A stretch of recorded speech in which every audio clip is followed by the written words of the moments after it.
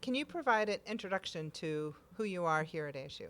Yes, my name is Aditi Chattopadhyay, and I'm a Regents Professor at ASU. I'm also the Fulton Chair Professor of Mechanical and Aerospace Engineering in the School for Engineering of Matter, Transport, and Energy. I'm also the founding director of the Adaptive Intelligent Materials and Systems Center at ASU. And my research is very multidisciplinary in nature, encompassing areas of multifunctional materials, smart structures, multi-scale simulation, self-sensing, self-healing, as well as systems health management. What was your pathway to leadership? So my pathway to leadership started very early on. My late parents' words still resonate in me: courage, confidence, honesty, hard work, and lifelong learning. I don't know where I would be if I hadn't received the encouragement and support I had received from my parents, because I truly believe that leaders are not always made, they can evolve. So I was fortunate to have grown up in an academic environment. My father was a professor in agriculture engineering at Indian Institute of Technology. My mother was a college grad. So growing up in that fertile environment is really what made me what I am today. One of the things my parents used to tell me from my childhood is you can do anything you want to if you have passion and ready to do the hard work. And I'll never forget the number of times I heard from my father drilling in me the importance of humility, which keeps me grounded, really.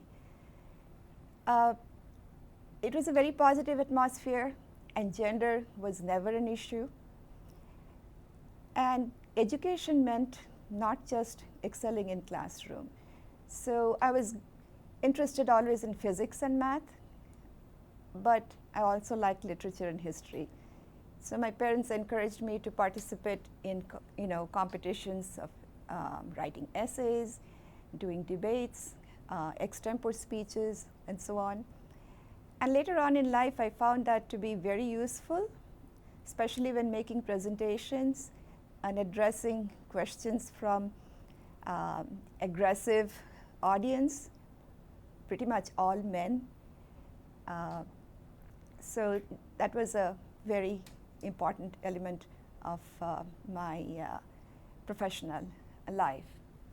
So I was always interested in aerospace engineering from early childhood because airplanes fascinated me, and the lunar landing event really solidified that interest. So needless to say, I became an aerospace engineer.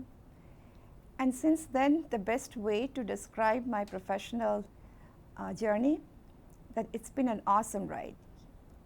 It stops at Georgia Tech for my graduate degrees, NASA Langley as a researcher, and then here at Arizona State University. I've had mentors who have encouraged me over the years, colleagues who have challenged me, and most important, the best students one can ever have, because it was their work that makes me look good. So what made you passionate about equity?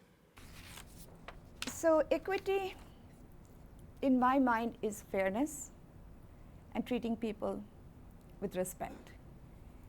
Now, as I mentioned, I grew up in a very positive environment, and gender was never an issue. But my chosen career is even now male-dominated. So over the years, I've been faced with a lot of resistance, received a lot of no's. I just didn't take no for an answer.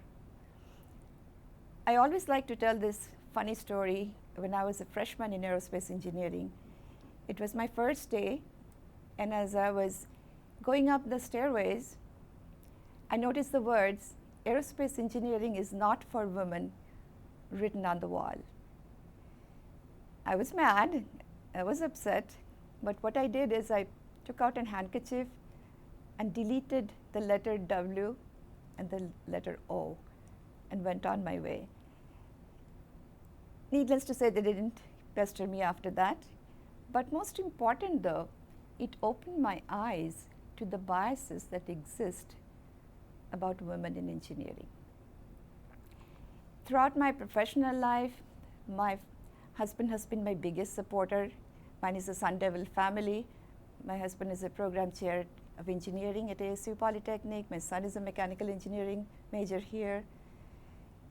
And the balancing of professional life with a career is not easy. And I couldn't have done that without his help.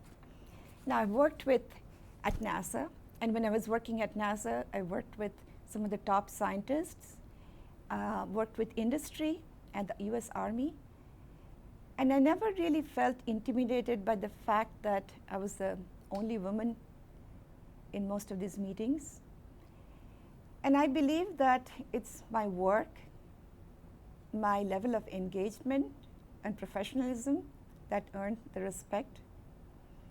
Because I truly believe that it's not biological or genetic differences that make men better in science and engineering. But there are always a handful of people with their ill-conceived notions.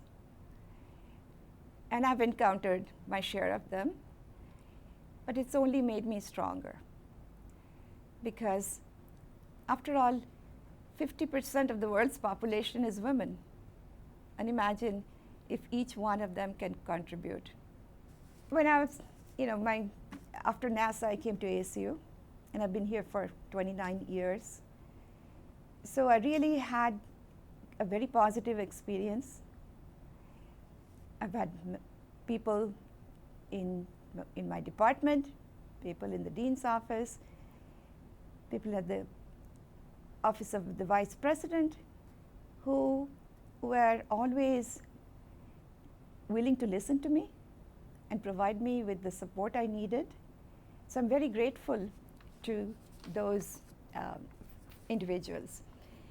Now, research and scholarship, in my opinion, should be gender free, and also it should not be biased based on your ethnicity, your background, your cultural diversity. It should be colorblind. And that's what I believe in, really. Thank you. So now you're talking to your younger self. What are some things that you would say to your younger self? That's a very interesting question.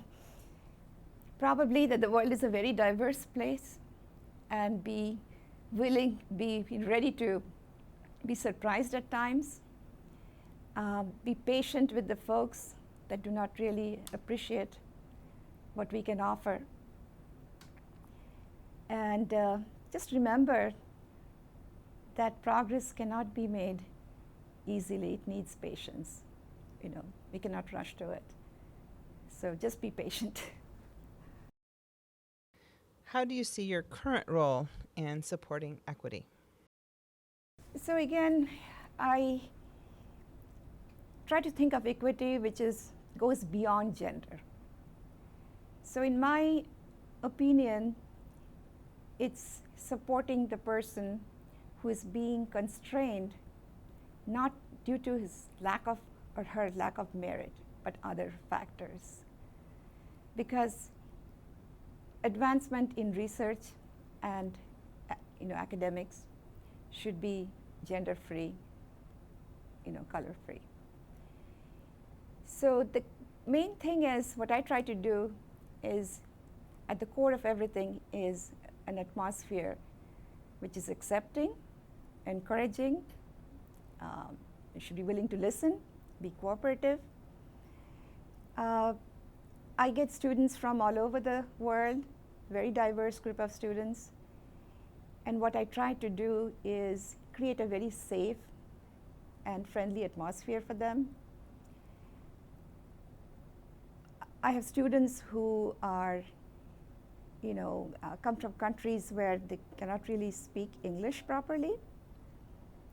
And the way I push them forward is by taking them to conferences, making them give talks Of course, I have to rehearse them many times, but it really builds their self-esteem. It helps them, motivate themselves to learn and move forward more. I worked with high school students, and especially females, and I tried to kindle the interest in engineering. What I created is an internship program where the students actually get credit, class credit, by working in my lab. And I also have a 2-semester program that I established through funding from the Army Research Office, which provides them with scholarship from these grants. And through that scholarship program, I've had students, 2 female students who went to MIT. 1 female student received the National Science Foundation a graduate fellowship, went to Georgia Tech. And a couple of them have actually written papers and co-authored in journal papers. And I've taken those 2 students to conferences to present. I also try to help the younger faculty, the women faculty, because there is a fear of talking to people in Department of Defense. How to write proposals, how to even get over the fear of picking up the phone and calling them. Because oftentimes when we are trying to reach out for the same pot of funding, we try not to share these experiences, but it's very important as mentors to provide them with this information and help them succeed in their professional life. One time I was mentoring a female professor. She told me that she graduated from ASU with a PhD, and she was working in a team where most of the men were her former professors. So when writing proposals, she was doing most of the work and being listed as the last PI. So after a few of our chats and discussions, I was so happy to hear that she was able to resolve this problem, stand up to her former mentors, and get the credit she deserved. Thanks. Do you have any final remarks that you'd like to make? Yes. So to really accomplish advancements in science and engineering, I think we should push the barriers and challenge the conventional wisdom, be willing to step out of our comfort zone. Because I grew up in an atmosphere where things were friendly, very encouraging. But as soon as I stepped out of that shell, I found myself very surprised. We must admit, I tell my students always that we should agree to disagree, but also admit when we are wrong.